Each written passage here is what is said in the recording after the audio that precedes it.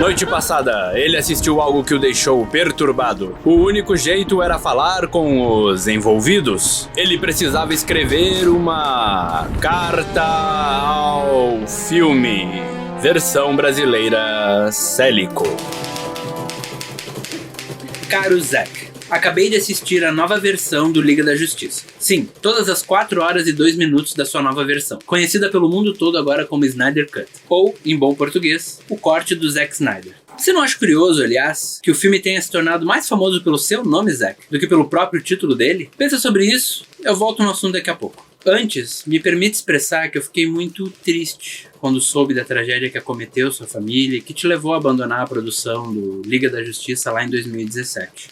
Aí mexeram no seu filme e entregaram uma coisa bem diferente do que você estava planejando. Veja bem, Zack, preciso ser honesto contigo. Eu não odeio a versão de 2017. Mas os seus fãs, Sr. Snyder, eles obviamente se sentiram traídos. A versão lançada nos cinemas naquele ano pela Warner e pelo diretor Joss Whedon é colorida, é bobinha e 2 horas mais curta, cabe lembrar. De lá pra cá, então, nasceu a lenda de que existia por aí a sua versão do filme. E ela adquiriu o status de objeto sagrado, o cálice utilizado pelo próprio Jesus Cristo. E uma vez que, hoje, os fãs de super-herói formam a maior e mais fanática religião do mundo, conectados e utilizando o poder das redes sociais, eles conseguiram criar um movimento que resultou no seu retorno e no lançamento do aguardado Snyder Cut. Claro, não foi a primeira vez que isso aconteceu. Aliás, aconteceu com o próprio Super-Homem, personagem que tá no seu filme também. Lembra quando, anos depois do lançamento, os fãs conseguiram pressionar o estúdio para lançar a versão do diretor Richard Donner do Super-Homem 2? Lembra disso, Zack? Me pergunto se foi nisso que tu te inspirou. E se foi, será que tu previu esse culto que se formaria em torno do Snyder Cut? Você previu que o seu nome se tornaria mais importante do que o filme que você dirigiu? Eu gostaria de te alertar, Zack, como amigo. Esse poder é perigoso. Por mais que nesse caso tenha sido usado para se fazer justiça, o mesmo tipo de poder já foi usado para enterrar a franquia Caça-Fantasmas, por exemplo. Aquela protagonizada por mulheres. E o mesmo poder já foi usado quando os fãs de Star Wars conseguiram trazer o J.J. Abrams de volta à franquia para fazer um capítulo final que apagou a bonita mensagem que tinha sido estabelecida nos últimos Jedi. Mas, seja como for, aqui estamos. O Snyder Cut foi lançado e conta basicamente a mesma história da versão lançada em 2017. Depois dos eventos de Batman vs Superman, o Homem de Aço tá morto. E por causa disso, o Batman quer reunir um time de pessoas superpoderosas para combater o Lobo da Steppe, um ser de outro mundo que pretende usar as caixas maternas para dizimar a vida no nosso planeta. E é por isso que o Homem-Morcego vai atrás do Aquaman, da Mulher Maravilha, do Flash e do Cyborg. Mas você já sabia disso, né? Só tô citando a sinopse aqui porque o grande Roger Ebert estava muito certo quando disse que o importante não é sobre o que é um filme, mas como ele é sobre o que ele é. Ou seja, meu problema com o filme de 2017 é que ele é esquecível. Se você me perguntar o porquê, eu nem lembro mais o motivo. Justamente porque eu já esqueci desse filme. Agora, não dá pra dizer a mesma coisa da sua versão, Zack.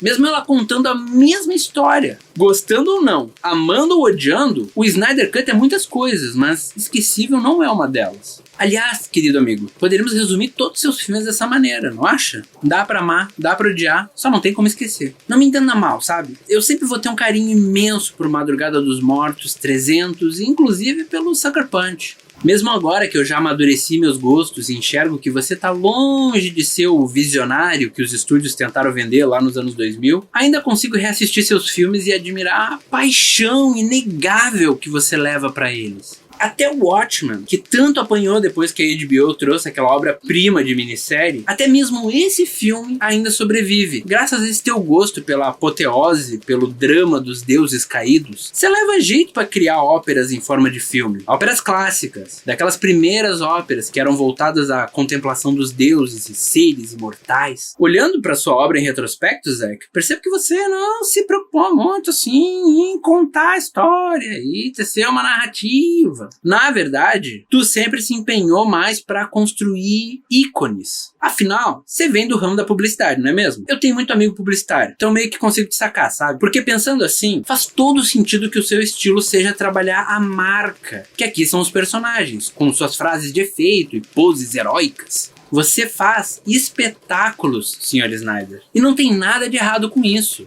O espetáculo também é arte. Ao contrário do que disse a Isabella Boscov no vídeo dela sobre o seu filme. Segundo ela, você tem uma visão para o espetáculo, mas não uma visão artística. Que besteira. Primeiro, que eu não aconselho ninguém a dar ouvidos a Isabella Boscov. Segundo que, mesmo que alguém discorde da sua proposta artística, mesmo que a pessoa abomine o que você faz na tela, todo cinema é arte, com A maiúsculo, goste-se dessa arte ou não. E acredite em mim, eu levo isso às últimas consequências. Porque mesmo doendo, eu chamo o Michael Bay de artista. Agora você, como artista, Zack, você tem uma visão bem definida sobre o que tu quer expressar. Repito, goste-se dela ou não. E nessa nova versão do Liga da Justiça isso fica bem claro. Ou melhor, bem escuro, como costumam ser os seus filmes. Afinal, uma paleta de cores acinzentadas e escuras combinam com a visão que você tem dos heróis da Liga da Justiça, Zack. E se essa visão é fiel ao espírito dos personagens nos quadrinhos, aí é outra história. Muito ouvi de fãs do Super-Homem reclamando dos tons sombrios com os quais você pintou o personagem. Pessoalmente, quero deixar dito aqui que isso não me incomoda. Quadrinho é quadrinho e filme é filme. Cada um tem que funcionar como obra independente, naquilo que se propõe. Entendo os fãs das HQs quererem algo mais próximo ao material de origem. Mas fiel ou não, seus filmes ao menos são coerentes naquilo que eles se propõem. A visão que você tem desses heróis é bem diferente daquela que o próprio Joss Whedon trouxe para os Vingadores, quando dirigiu os 2 primeiros filmes daquela franquia. E que ele obviamente tentou exportar também para a Liga da Justiça em 2017. Isso porque, vamos combinar, você não enxerga essas figuras como heróis, né? Na sua visão, eles são deuses. E olha, nem tô falando da comparação entre o Super-Homem e Jesus Cristo, que tu martela em toda a cena que ele aparece. Aliás, cabe dizer que eu gosto dessa comparação. Especialmente aqui na sua versão do Liga da Justiça, ela funciona ainda melhor. Principalmente por causa da trilha do filme, que é super pesada e dramática pra combinar com os tons de cinza da fotografia. E aí, por causa disso, quando você traz o belíssimo tema que o Hans Zimmer compôs pro Super-Homem, ele destoa de todo o resto da atmosfera do filme. E isso é algo muito bom nesse caso, porque ressalta para o espectador o sentimento de esperança, o farol de cor, de luz e gentileza que falta no resto desse universo tão sombrio que você concebeu.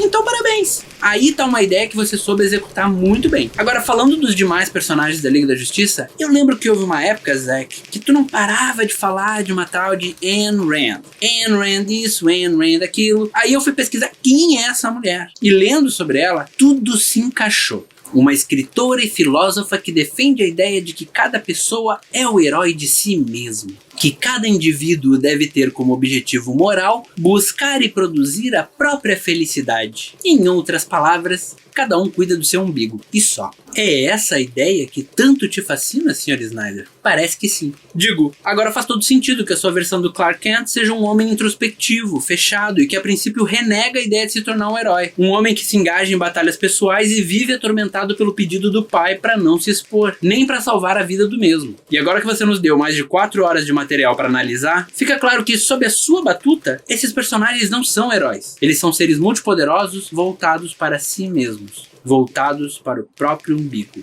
Nesse sentido, os protagonistas do Liga da Justiça me lembram mais dos personagens do The Boys do que os heróis da Marvel, por exemplo. São seres destacados do resto do mundo, deuses obrigados a viverem entre mortais. E uma prova disso é que você transforma o Batman num cara motivado pela fé e não pela racionalidade. Repito, o Bruce Wayne, um personagem famoso pela conta bancária e pela extrema racionalidade, fala com todas as palavras que as decisões dele nesse filme são guiadas pela fé. Alfred, for once I'm operating strictly on faith, not on reason.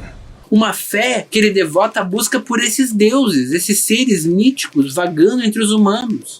As pessoas comuns, aliás, pouco espaço tem no seu filme, apesar das mais de 4 horas de duração. E quando aparecem é porque estão diretamente envolvidas na ação dos protagonistas, ou porque se beneficiam da sua benevolência. Você percebeu isso, Zack? Porque às vezes eu tenho a impressão de que você não nota que está moldando a narrativa dessa forma. Lembro aqui de uma das primeiras cenas desse Snyder Cut, quando a gente vê a Mulher Maravilha esmagar, destroçar e pulverizar um grupo de terroristas na frente de uma turma de crianças, e aí uma delas pergunta para a heroína: "Posso ser como você?" Posso ser como você.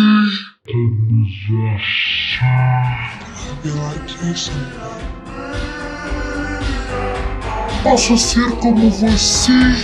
Como você.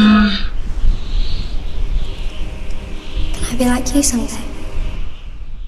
Óbvio que não pode, porra! Nessa cena, Zack, eu não sabia se eu gargalhava ou se eu ficava chocado. E nem é pela breguice, que é constante no seu filme, né? Primeiro, que a Diana mentiu quando respondeu que sim, você pode ser o que você quiser. Mentira! A criança não pode ser uma semideus amazona com mais de 5 mil anos de idade que pulveriza homens com bracelete mágico. Não tem como nenhuma dessas crianças se tornar um desses heróis. Talvez o Batman. Mesmo assim, o maior poder dele é uma herança multibilionária. E é isso, Zack, que em última análise faz deles ainda menos heróicos. Eles são milagres, são exceções. Eles não são pessoas que inspiram. Muito pelo contrário. São lembretes vivos do quão difícil é se destacar. E no melhor dos casos, são figuras que devem ser adoradas e temidas, como deuses. E como tais, são deidades da força, da verdade, da velocidade, do tempo, da tecnologia, da sabedoria, dos mares, da natureza. Não é à toa que o Palácio da Justiça, idealizado pelo Bruce Wayne, carrega uma nada casual semelhança com o Partenon. Esses personagens que você construiu não salvam pessoas porque são bons e justos, mas porque salvar pessoas é aquilo que os mantém humanos. Em outras palavras, Sr. Snyder, eles são heróis apenas de si mesmos. Exatamente como prega a autora Ayn Rand, que você tanto adora. Então não é surpresa alguma que um filme que inspira tais ideias não seja lembrado pelo título, mas sim pelo nome do seu criador. Sim, com um C maiúsculo. Só pra deixar claro, eu não acho que isso seja um problema, viu? Não fica chateado comigo não. Se essa é a sua visão, que seja. Eu curti o Snyder Cut, mesmo com o excesso de câmera lenta. Aliás, você tá com algum problema de concentração, amigo? Um TDAH, algo assim? Que tá transparecendo, viu? A geração atual já estão pedindo pro serviço de streaming colocar a opção de ver o filme em velocidade acelerada. E você aí indo na contramão com esse monte de slow motion. Deixa eu te contar um segredo, e aí pode ficar aqui só entre nós dois. A câmera lenta é um recurso que chama muito atenção. Então, na maior parte das vezes, a cena tem mais impacto se a gente assiste ela na velocidade normal, sacou? Sem contar que se você tenta fazer tudo ficar grandioso, então nada fica, porque não há respiros. Mas, como eu dizia, eu curti o Snyder Cut, apesar disso e de você ter apresentado ele nesse formato quadrado sem justificativa nenhuma.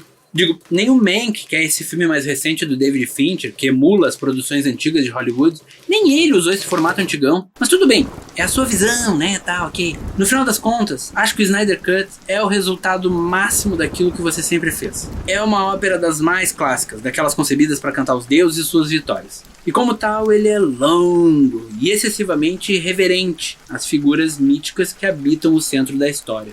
E quando a história se tornou sobre você, Zack, acho que tu também acabou virando uma dessas figuras míticas reverenciadas.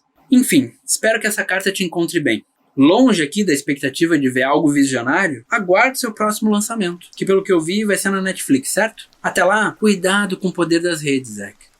Você sabe como terminou Jesus Cristo, né? Um beijo.